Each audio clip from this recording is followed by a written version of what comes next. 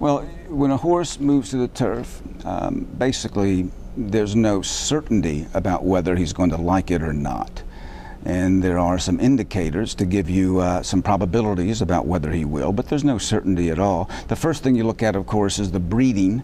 Some stallions and mares, of course, pass on that propensity to like the turf. I mean, if you see a horse by El Prado or Kitten's Joy, the first thought that comes to your mind is this is probably a turf horse. And then there are some horses that the breeding might be a turf influence that you might not recognize. Skip Away, for example, has turned out to be a good turf stallion, I think because he had such high action, and that high action is often a very, very useful and effective running stride on the grass. A big foot, some people say, is most effective on the grass, and maybe those are the things that these stallions and mares are passing along, the high action and the big foot. But essentially you have to see a horse on the grass to know for certain if you'll like it. But I do love to play first-time horses on the turf because you often can get a huge price on such horses. So I look for turf breeding,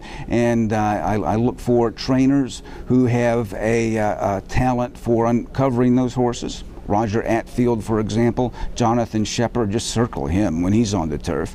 Those guys usually have already tried their horses on the grass at a training center, and I think that's also something to keep in mind, that although you may not see any turf works, some of these horses have shown a turf ability at a training center somewhere that has encouraged the trainer to put him on the grass.